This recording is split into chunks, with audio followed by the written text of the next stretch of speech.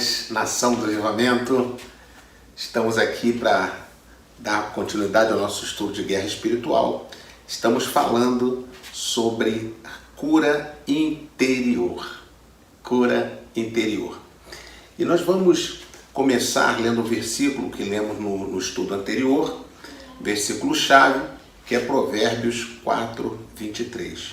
Diz assim a palavra de Deus: acima de tudo, guarde o seu coração, sua mente, porque dele depende toda a sua vida.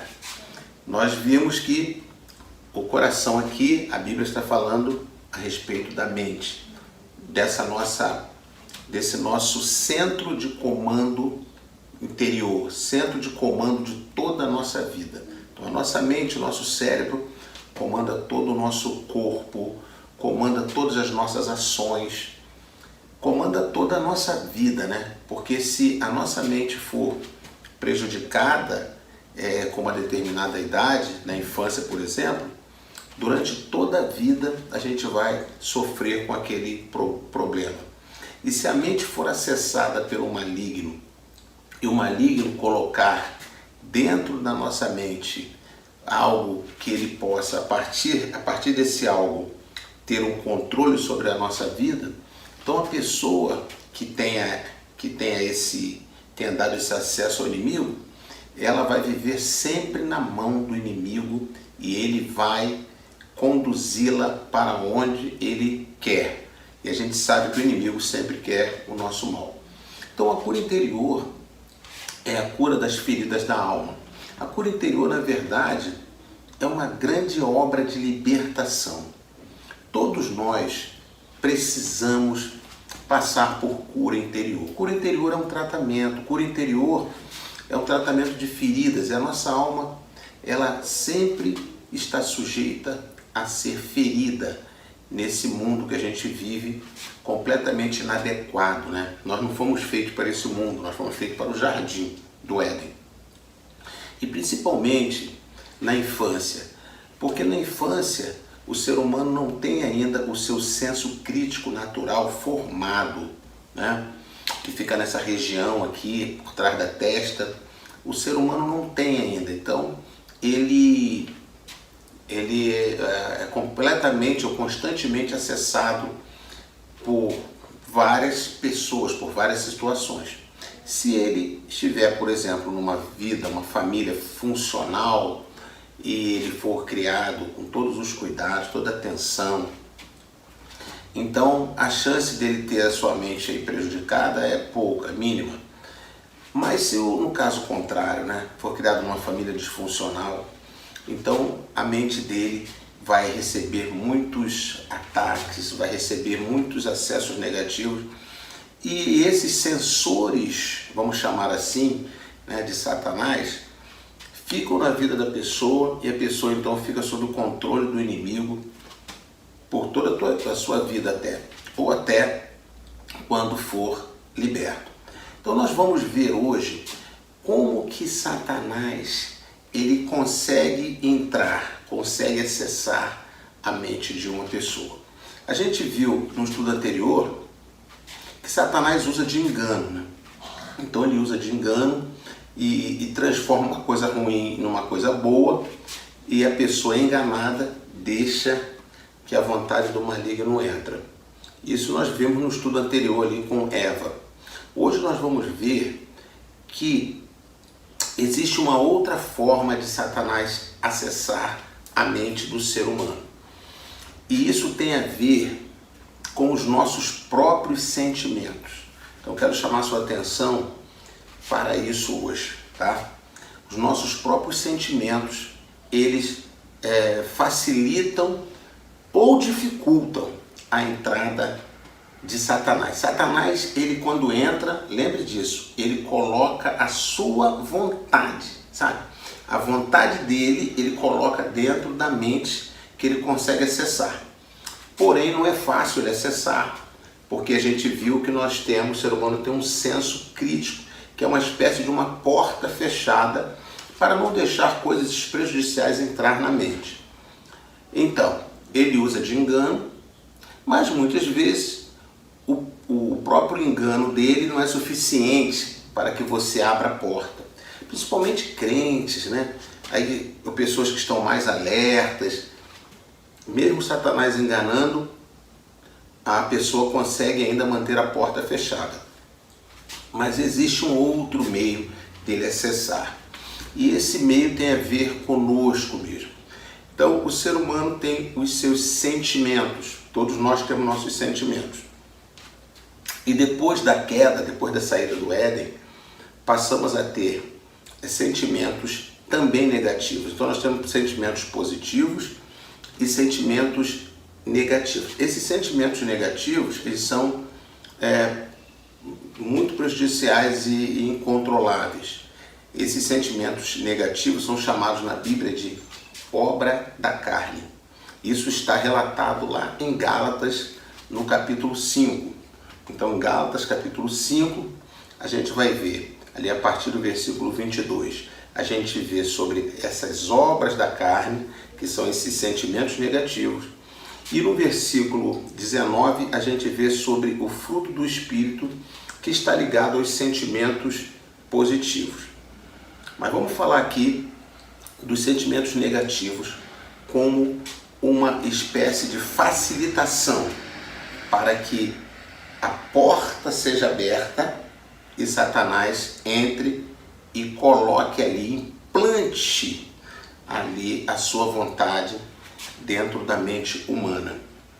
E para a gente ter esse entendimento, com a base na palavra de Deus, eu quero te convidar a ler Gênesis capítulo 4. Nós vamos ler parte da história de Abel e Caim. Nós sabemos que Abel teve a sua oferta a Deus aceita e elogiada, e Caim teve a sua oferta a Deus rejeitada. Então Caim ofertou de forma inadequada, foi rejeitada a oferta dele. Abel ofertou a Deus de uma forma adequada e a oferta de Abel foi aceita. Caim, então, teve inveja. Então, esse sentimento negativo eu quero destacar na história de Caim, mas pode ser qualquer sentimento negativo, ele facilita a entrada de Satanás na mente humana.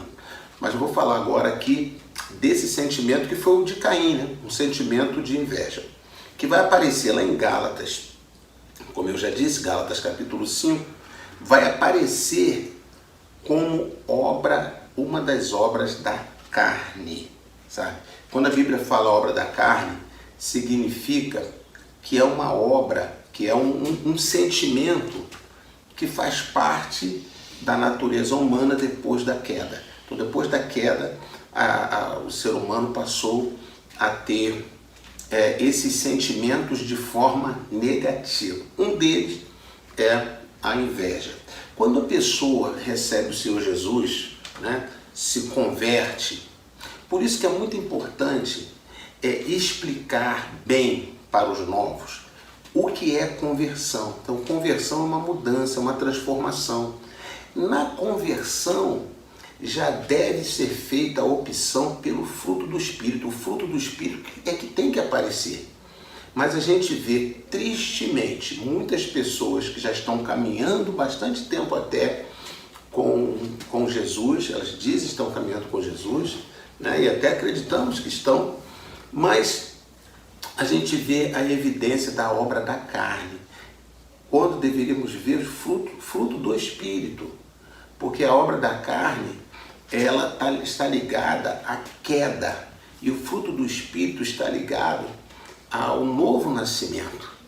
Então nós nascemos de novo, nós vamos sentir sim o fruto as obras da carne, nós vamos ver que elas ainda, elas querem aparecer, surgir em nós, mas nós não vamos deixá-lo. Nós vamos sempre impedir que isso aconteça. E vai chegar uma hora que elas não terão mais força nenhuma. De tanto não serem usadas, elas então vão perdendo a força e por fim deixam de desistir de se manifestar. Mas se as cultivarmos, elas sempre vão estar aparecendo. Por exemplo, a outra obra da carne aqui, a ira, né? raiva, o ódio. Então se a pessoa ela se ira, né? É crente, mas tudo se ira, fica com raiva, tudo irrita. Ele está cultivando essa obra da carne. Está cultivando, ela está sendo alimentada, ela está sendo incentivada, usada, ela vai estar sempre presente e vai crescer. Mas se por outro lado vier aquele fruto do Espírito, né, chamado paz, que a pessoa vai e deixa a paz reinar, e vem as situações difíceis, mas ela entra em paz, e entra em paz, e entra em paz. Então a paz é exercitada, e então esse fruto começa a dominar a vida da pessoa, e aquela obra da carne, chamada ira, né, chamada ódio, chamada raiva, vai perdendo a sua força e por fim deixa de existir, tá? Então é muito importante a gente entender que a conversão é para converter tudo, né? Não é apenas para a gente mudar de roupa exterior, né? Pegar uma Bíblia e falar, cantar músicas. Não, é para a gente, temos que fazer essa mudança exterior, sim. Mas a mudança interior, a gente tem que lutar por essa mudança. Por quê? Porque isso vai impedir que Satanás acesse a nossa mente por esta porta chamada, por essa facilitação de abertura de porta que vem através dos sentimentos negativos. Então vamos ler a história de Caim e Abel. Lá em Gênesis 4, de 3 a 8, diz assim a palavra de Deus. Passado algum tempo, Caim trouxe do fruto da terra uma oferta ao Senhor. Abel, por sua vez, trouxe as partes gordas das primeiras crias do seu rebanho. O Senhor aceitou com agrado Abel e sua oferta, mas não aceitou Caim e sua oferta. Por isso Caim se enfureceu e o seu rosto se transtornou. O Senhor disse a Caim: por que você está furioso? Por que se transtornou o seu rosto? Se você fizer o bem, não será aceito. Mas se não o fizer, saiba que o pecado o ameaça à porta. Ele deseja conquistá-lo. Mas você deve dominá-lo. Disse, porém, Caim a seu irmão Abel: vamos para o campo. Quando estavam lá, Caim atacou seu irmão Abel e o matou. Muito bem. O que a gente, quando a gente olha para essa história, o que a gente vê? Os conceitos que eu já citei aqui, foi a questão da inveja. Então veja, quando Abel foi elogiado, né, e aceito a sua oferta, e Caim não, veio a inveja. Então a inveja brotou de dentro de Caim. Não foi o diabo que colocou inveja em Caim. A inveja brotou porque depois da queda, a queda se deu com os pais de Caim, né, com Adão e Eva. Então eles saíram do paraíso. Caim e Abel já ficaram debaixo desse tempo de maldição, assim como todos nós, né, fora do Éden. Então os sentimentos, com esses sentimentos já negativos, com essa chamada obra da carne, já em nós. Porém, a mente é a mesma, tem o seu senso crítico, a mente, você tem a porta, e nós temos o comando dessa mente, que é o livre-arbítrio, né? Então, o que aconteceu aqui? Como que um sentimento negativo ele facilita a entrada de Satanás? A gente vê claramente aqui. Ele cheio de inveja, onde? Dentro do seu coração, né? Nas suas emoções. Ficou com inveja. Sentimento negativo. Aí o Senhor veio conversar com ele. E o Senhor destaca aqui, e é muito interessante que a gente vê que no versículo 5, né? Por isso Caim se enfureceu e o seu rosto se transtornou. Então ele ficou com raiva por dentro. Olha só o que a inveja fez, né? Ela acionou a raiva. Então uma obra da carne está sempre ligada à outra. Aí acionou a raiva, ficou com raiva. o rosto se transtornou. Você vai ver que uma pessoa com inveja, com raiva, muda a face. Qualquer obra da carne, qualquer sentimento negativo dentro da pessoa, muda, o rosto muda. A pessoa não consegue esconder.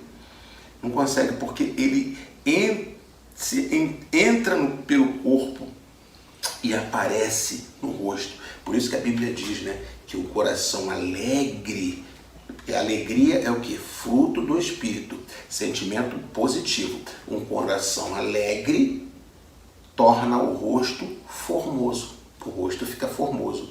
Agora, um coração com raiva e com inveja deixa o rosto transtornado. Transtornado é meio torto, meio amassado, sabe? Aquilo que muda, um transtorno.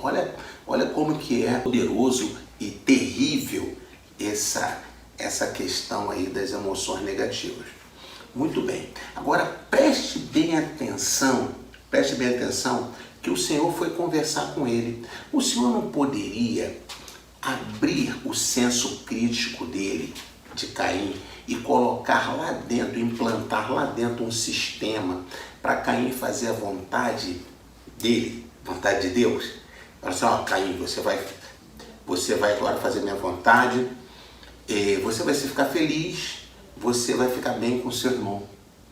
E Caim ia obedecer, porque isso estaria implantado dentro da mente dele, se Deus abrisse a mente dele, entrasse e implantasse, né? Jamais ele iria matar Abel. Ele ia chegar e abraçar seu irmão. Ô, meu irmão, poxa, que benção, quero aprender com você. Como é que eu faço aí? Me ensina aí para que eu também possa, minha oferta ser aceita. Mas Caim, se Deus fizesse isso, Caim não estaria tomando uma decisão por ele, né? Estaria debaixo de um controle de Deus. Mas Deus nunca pretendeu fazer isso e Deus nunca faz. O controle que Deus quer ter de nós é aquele controle que a gente dá a Ele, que a gente reconhece Ele como Senhor, né? É esse o controle.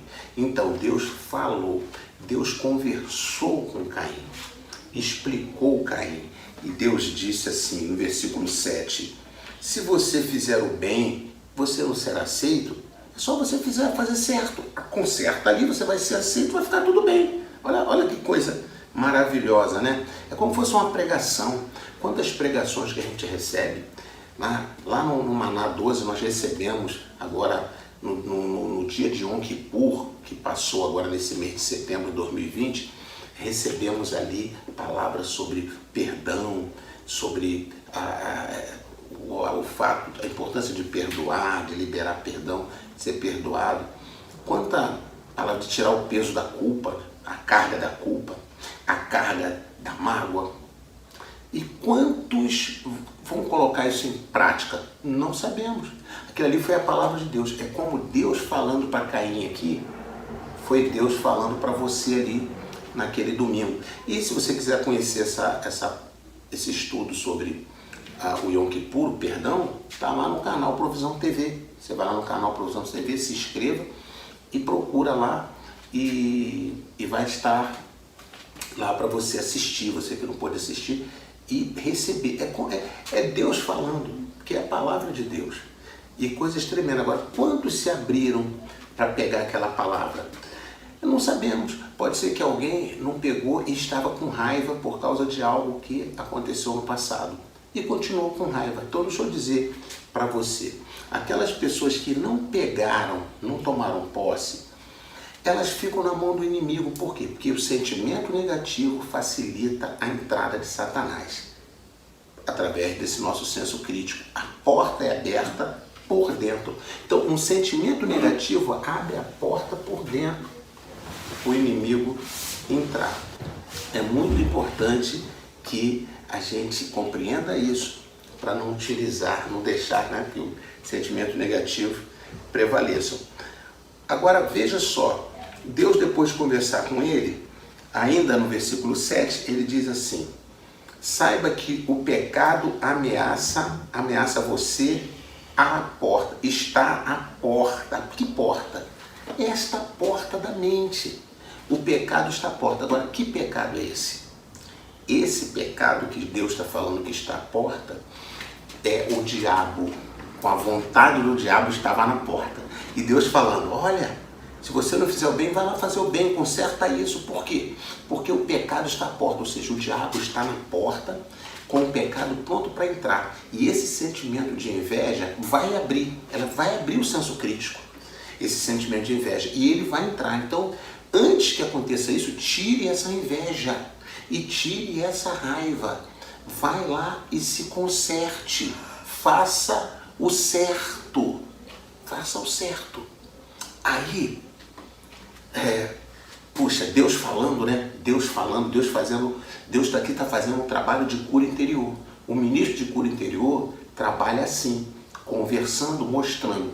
O ministro de cura interior, ele não pode entrar na mente da pessoa e fazer, desbloquear alguma coisa ou colocar algo lá dentro. Ele não pode fazer isso. Mas ele vai conversando para a pessoa fazer, né? Então, até porque, se nem Deus entrou na mente da pessoa, por que nós vamos entrar?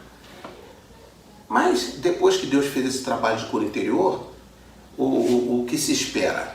O que nós esperaríamos? Era que Caim falasse, tudo bem, Senhor, afinal de contas, o Senhor é Deus, o Senhor, o Criador, o Pai Celestial, criou os céus, criou todas as coisas, né? O Senhor, então, é muito sábio. O Senhor está falando, eu tenho que fazer. Então, eu vou acertar isso. Não era de se esperar. Mas olha só o que aconteceu logo depois que Deus conversou com Caim, no versículo 7. Inclusive, quando Deus ainda fala assim, no versículo 7, o pecado ameaça a porta e ele deseja conquistá-lo. Ou seja, Satanás está à porta com o pecado, segurando, sabe? E ele deseja te conquistar, tomar conta, conquistar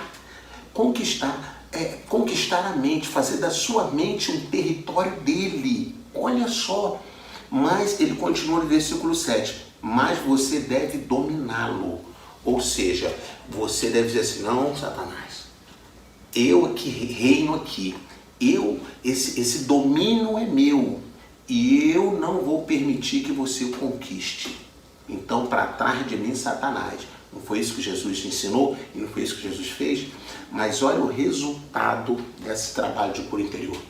Olha o resultado dessa pregação de Deus. Está no versículo 8. Disse, porém, Caim a seu irmão Abel. Vamos para o campo. Quando estavam lá, Caim atacou seu irmão Abel e o matou. Fez a vontade do diabo. Porque o diabo veio para roubar, matar e destruir. Está lá em João 10:10. O diabo veio para roubar, matar e destruir. Então, o diabo foi, entrou. Por que entrou? Porque aquela inveja e a ira abriram o senso crítico.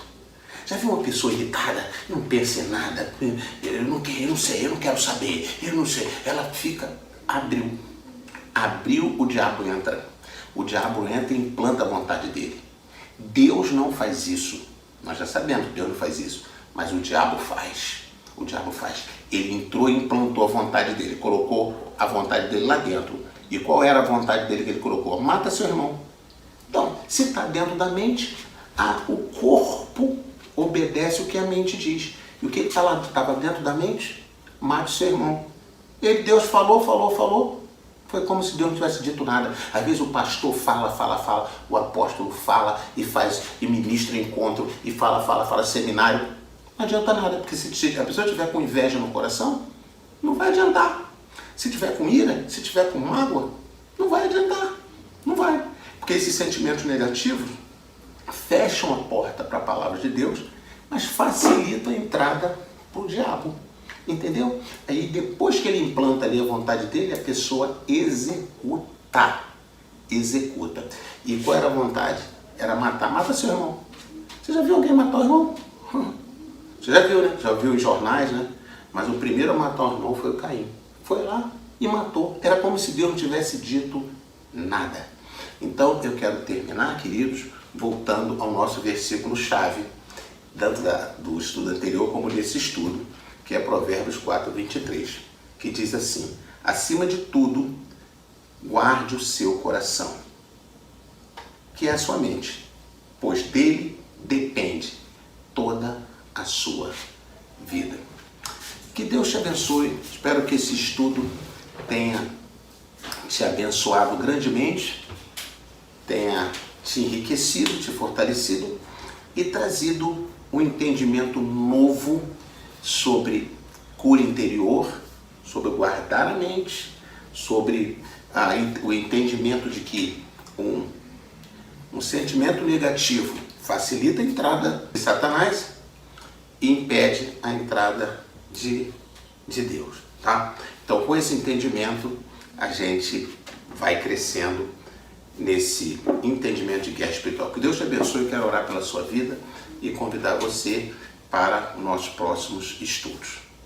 Abençoa alguém com esse estudo, tá? Compartilhando, pedindo para se inscrever no canal Provisão TV, porque essas mensagens são proféticas, muito espirituais, e muita gente só precisa de uma mensagem dessa para poder romper, desatar. E você que está recebendo é o mensageiro para poder multiplicar.